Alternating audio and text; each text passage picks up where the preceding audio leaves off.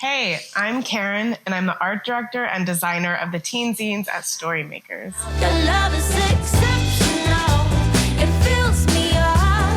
It's out of control, out of control. Oh, baby, I love the rush. It overflows. It's out of control, I'm in love. Mel and I always casually talked about making something for teens someday, and my own personal design style and interests really are geared more towards the teens and college age. I think it's a fascinating span of time where you're experimenting with so much, feeling so much, and you really need good resources and good conversation to help you grow. We kind of thought about what we wished we had as teens. Our heart was to create a resource that helped teens process the world they were seeing and experiencing. I was raised in the suburbs in Delaware. I was raised in a Christian home. I went to a Christian private school.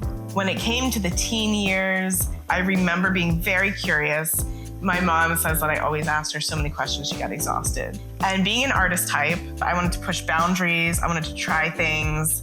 I wanted to know, what was behind every closed door. What I understood from my environments were like, suppress that, hold that back. That might be sin. As a teen, I really needed a place to show up and say, like, talk about anything, ask any question.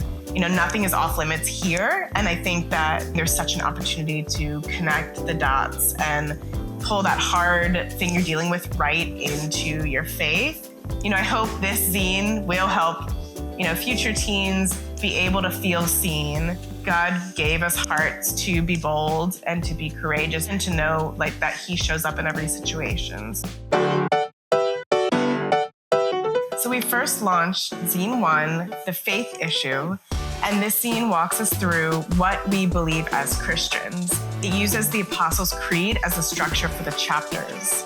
Next, in Zine 2, The Identity Issue, we're looking at who we are in light of these beliefs. This zine follows the Lord's Prayer.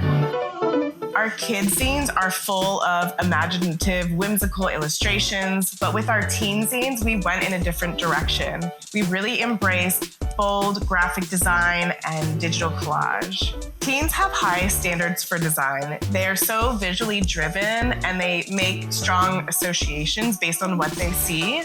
And so it was really important when we designed this zine that we could meet them where they're at and speak their language, that they would get curious and want to open and explore. Mel will come up with the big idea and the chapter titles that give the zine structure. With the chapter titles and the concepts, we get together and brainstorm, and then I take it into mood board phase. So I'll pull from all over the internet, from things I've seen, photos I've taken, and I create a visual guide. This mood board we plug into each chapter to come up with an idea of how we might move forward in our visual language and tackle these concepts with our teens. In the zine, you'll see some original photography, some stock images that we've cut up and used for digital collages, and some distorted scanned patterns and prints. We were pretty inspired with the teen zines to lean into actual zine making tradition, which is something that got big in the 80s, and it was a punk rock movement thing.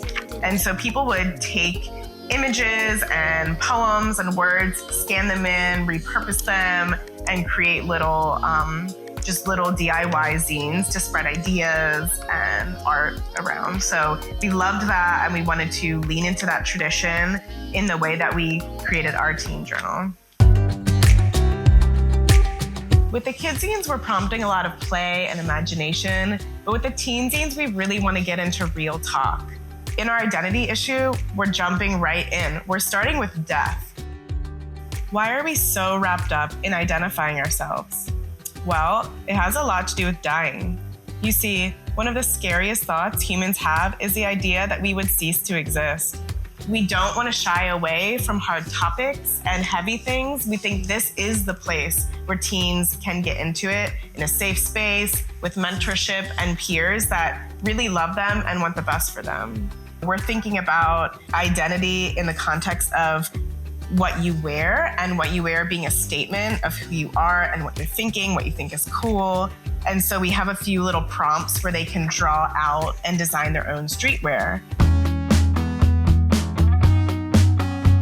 We designed these zines intentionally long. There's a lot in here, a lot to do, and there are different ways that you can use it. First one is group processing, talking together about one of the topics in the zine. Parallel processing, where kids are sitting together, but they're in their own world, processing and reflecting on their own. The third is processing on your own at home.